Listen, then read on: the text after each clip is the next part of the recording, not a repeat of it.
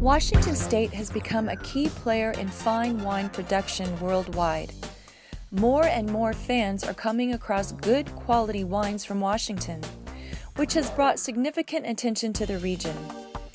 Particularly, the Yakima and Walla Walla valleys became ideal spots for wine production because of their warmer, drier climate, plenty of water, and rich soils. The Yakima Valley wine region is divided into 4 areas: Yakima, Rattlesnake Hills, Prosser, and Red Mountain. They are home to over 120 wineries, and currently they produce more than half of the state's wine. The Walla Walla wine region is also divided into 4 main areas: downtown, the west side, the east side, and south of town. They are also home to over 120 wineries. According to the Washington Wine Commission, by the second half of the 19th century, early European immigrants grew a great variety of wine grapes in many areas of the state. Everything was going well for Washington's winemakers in the early part of the 20th century, until Prohibition brought everything to a halt in 1920. However, this prompted farmers in the region to produce their own handmade wines, which allowed people to develop and master their winemaking skills. When Prohibition was over, the number of local wineries and producers increased significantly, and this helped to get the wine region established.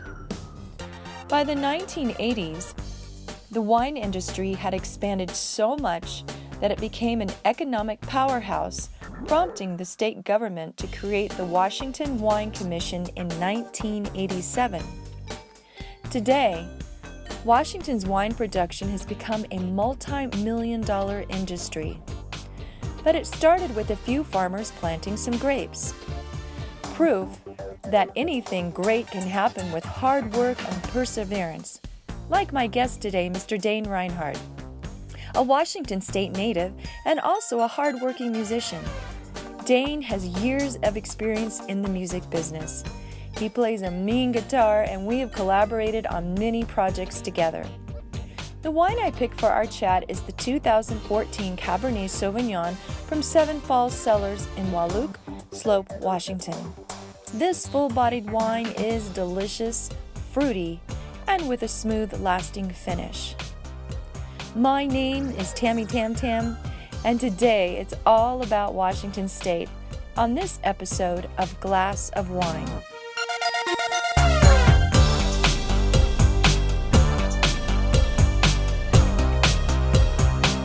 Welcome, Dane Reinhart in the house. Always a pleasure to see you, Good my to see friend. you, Tam Tam. Thank you for being here. I feel honored. I like to pick out a wine that describes my guest. And I picked out a wine for you out of Washington, and come to find out you are from Washington. So please tell me a little bit about that, if you may. Sure. I mean, I was raised in Washington, but my dad worked for the government. So from early on, we were traveling all over. I was born in Ohio, and then we just hopscotched all over the nation. And then we wound up in this beautiful, and I mean a beautiful little farm town called Walla Walla, Washington. Okay. Nice. And it's probably one of the most beautiful small towns you've ever seen. It's amazing they haven't had it in a movie. Wow. It's that pretty. And so, I was raised there, just a really pristine, awesome little town with, parks and big trees everywhere and rivers going through it. Obviously. Oh, yeah. Well, that's all right. Well, where they make this wine, that's about you good ask timing. and you shall receive. The lovely Laren here at Midtown Wine Bar. Laren, how you doing? Good. Always a pleasure. Thank you for your hospitality, and that shirt looks hot on you, by the way. Oh, thanks. Please enjoy. Thank you, my friend. They Cheers. just always teach you so good here at the wine bar, don't Yes, they? they do. It's good to see you, Jan.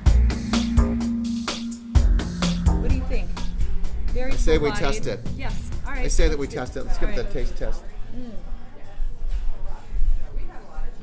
Isn't that lovely? I like the finish on it as well. I hope you like That's really it as good. well too. It's a good body. I think that would pair with a lot of great meals. Maybe a big, pot Little of filet. spaghetti. Yeah, Filet some mignon. steak. Yeah. So, you said you moved around a lot and you were born in Washington. What made you decide to become a musician? Did it did your parents encourage you, or did you take lessons? Because you were a guitar player, lead singer. Do you play any other instruments as well, Dane, that I'm not aware of? I mean, I play drums and I play bass and I Okay. play keyboards. Nice. And, I kind of wound up doing the full thing. I used to write for the full orchestra and score orchestra and all Wow. that back like in junior high. Nice. So it started way back. Well, I'll tell you where it started. I was about 3 years old, somewhere between 3 and 4. I guess I was 3. And I went out to my grandma's farm in Ohio. This big, beautiful farm, 88 acres. Nice. Big white farmhouse and huge family. So there's 30 people there, right? Wow. When we'd get together, and it was amazing. And all the kids would be chasing fireflies out on the front Oh, lawn. great and, memories. And Nice. then, so I walk into this room. Of course, back then everybody had a piano, before TV was so popular. Right. And so I just sat down at the piano and I just started playing. So you just kind And of just self-taught like yourself. I'd done it in another life. Right. It's like it's wasn't in your blood. strange at all. Yeah. Absolutely. There was something really going on there, and it blew me away. And then we didn't have a piano in the house, and so lo and behold, we travel around all over the place. And where were we? Then we were in Washington, another place in Washington, and one day my dad brings home this Sunburst acoustic guitar. It was a really bad copy of a Gibson Hummingbird, which is a really, that's like the rock and roll acoustic guitar to have if you have a recording studio or you're in a rock band. That's what you get. So this one was a copy of that, and I mean this thing had cables for strings. Okay, they were like bass guitar strings. It was just, Wow. It was insane, and it was really. They've come a long way, haven't they? Oh my God! I mean, I must have wanted to play bad because Right. this guitar was so painful Oh, to dear. play. And You had to wear Band-Aids at the end of the night. yeah, well, I was in first grade, right? And so I just saw that. And to me, that was the coolest toy in the house. And I was so amazed by the sound of it. I was so amazed by the sound of it. I would sit there, and right away I discovered the harmonics on the 12th fret. So I'd just sit there and go, dun, dun, dun, dun, dun, dun, dun, and I'd just strum it like that. And then my dad he says, well, do you want to learn how to play guitar? And I said, yeah. That's and cool. Dad didn't know how to He play was guitar. Supportive, But he didn't know how. But he had the books and a music stand. Nice. And it had the illustrations. I admire that. There was no YouTube. I admire your dad already, and I've never met him. Oh, he was the greatest. I mean, you have no idea. Everybody loved Dad, Yeah. So. That's awesome. It's awesome. Yeah, we he were was a close. great man. We were super close. You bet. Yeah. I never knew my father growing up. I just That's so recently hard. connected with him. That's a different story, but come to find out, he's a musician. So I think it is in our blood It somehow. is. It's just Genes are a real thing. they really The genes are a real are. thing. It's just Not you kind designer of get what you genes. get. Yeah, talking designer here. But he was really just awesome. And he would sit there and say, well, you just gotta see what it says in the book here, and then see that illustration. He's hitting that string, and that dot means this.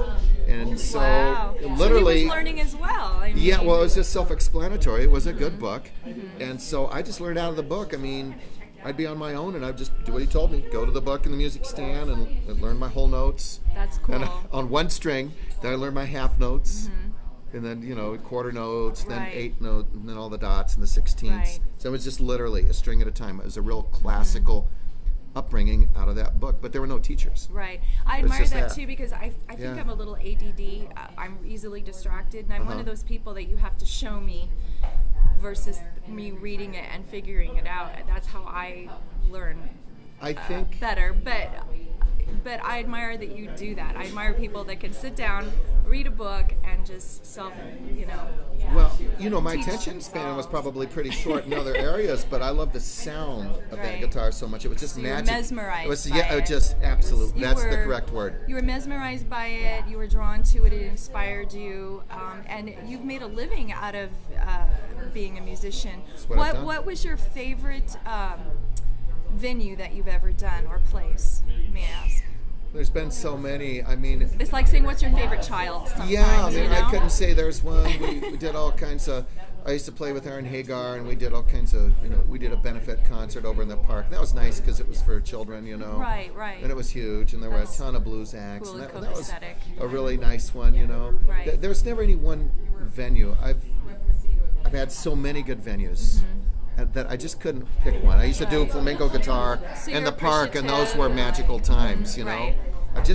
enjoyed the ride in general. Yeah, it really is a ride, You know? isn't it? Yeah. I think being a musician really is a different breed. And it's so cool that I finally found my place. Now I know, because I had like day jobs and 8 to 5, and I was a cosmetologist. But How long were you a cosmetologist? I've had my license since '92, but Wow. because I like to be artistic. But music, I was always drawn to it. Like I say, music is a pure language. Music is power, like we were talking about. And so, aside from music as well, like what do you have like any hobbies or things where you like to use your creativity to kind of take a break from music to inspire you to go back into the studio and create? Do you That's have a great question. That's a great question, and you know, the best hobby I've got are making new friends. I love friends, that's and a I great love to answer. visit.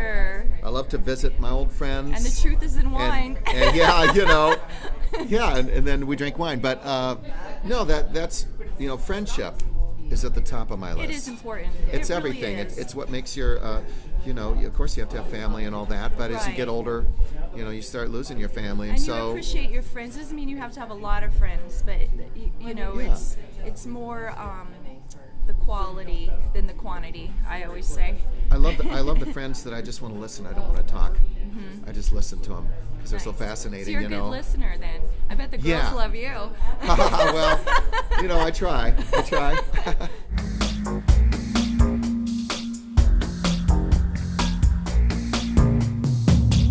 And you know, being in the band is, they say sex, drugs, and rock and roll, right? You know, and wine helps too.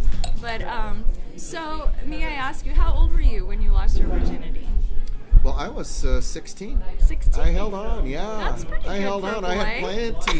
You'd think from a little farm town that it wouldn't, you know. And you were busy learning guitar and playing the piano, so you I never was knew playing. this about you. Actually. I was playing all through that time, you know. So everyone else was doing that, but most of my friends were in their 30s or their 20s, and I was hanging out with them. I had a guy from Spain who studied under Andre Segovia, who was arguably the finest flamenco guitarist ever in the world, or classical guitarist.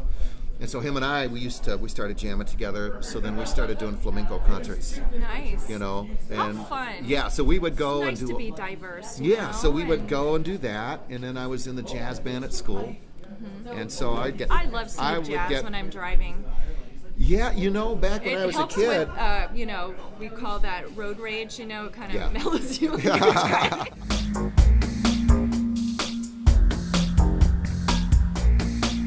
What was your first band you were in? What was the name of the band? Wow, now this is pushing me.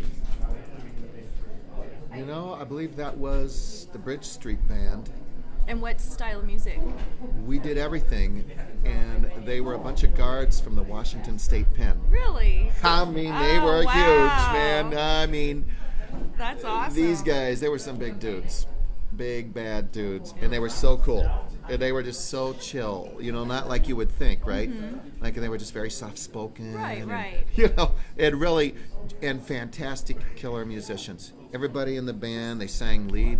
Do you keep in touch with them to this day? Absolutely. Or, oh, really? That's Yeah. that's nice. Yeah, I stay in touch. Yeah. And, you know, and they were just perfectionists. It's funny because I was Because there. I think you're kind of a perfectionist too. To a fault. I To a fault. I tend to do that too. I'm a little OCD and everything has to be just right or I get overwhelmed.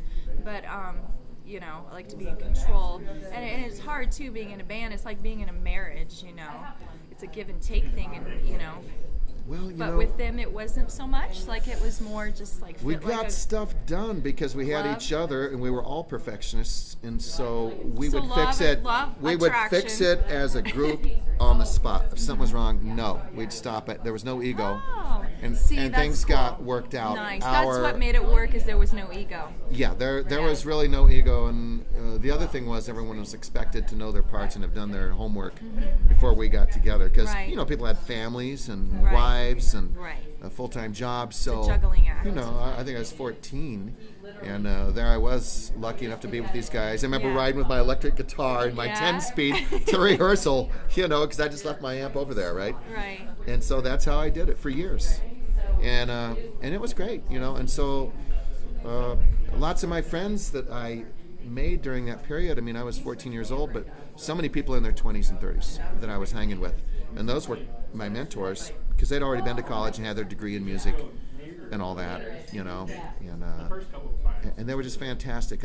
They were a good group of people. I was just really lucky at that age to get that good group of people. And you know, so you had a good start actually, and you've done this through your whole life, which is not easy to do, you know. No, it's not. A lot of people can't say that they have, you know, done that. So I hats off to you, and myself as well. It's like sometimes it's like, oh gee, how am I going to pay the bills this month? But then it always just works out somehow, and you got to focus on the things you want, not the things you don't want, you know, and you'll get more of it. So. Well, I think it's like any other business. I think the harder you work at it, it's easy to become complacent. You learn a certain amount of songs, whatever, okay, and you do that. And it's so easy. You could ride on that for a long time, and a lot of bands do. Mm-hmm. But I think where you really excel is if you can just keep progressing and keep progressing. And it is so easy to fall into a rut once you learn maybe 200 songs. It is. You learn 200 songs. It is. And it's real easy to say, you know, hey, I'm making my check, and then get known as the band or the guy that just does that, and it's never evolving. Right. And you know, sometimes I don't evolve because of that paralytic perfectionism thing. The wine's getting me. And enunciate. Yeah, you know. But I think that's the biggest enemy. It really is for me. And I see a lot of bands too, and they don't have CDs out. Mm-hmm. And that's why. Any last words at all regarding today? Again, are you glad that you came? Or I know you were like, you know, thinking about it, pondering. And I love the wine bar because I love wine. Me too. They have great wine here, and the people that work here are so friendly. They really are. I've never met a friendlier bunch of people, and it's a great hang. They have a nice clientele, good energy. And then they support live music. Yes, which is keeping us alive, right? Yeah, I mean, really, there's not many supporters of the arts and fine wine and live music. I mean, name them. Right. You'd have to really think about it, and it's here. Right. And so, God bless these guys. And Reno has a great music scene. Reno actually has a lot to offer for a small town. And I've lived here for like 19 years now. How long have you lived here? It's been 25. 25. So yeah, a long time. So, and all good things come to us, and Seven Falls helps, right? Seven Falls is good. It's fallen into our glass and now falling into our tummies. So taking it all in. So it does feel good, my friend. Like a good song. Yeah.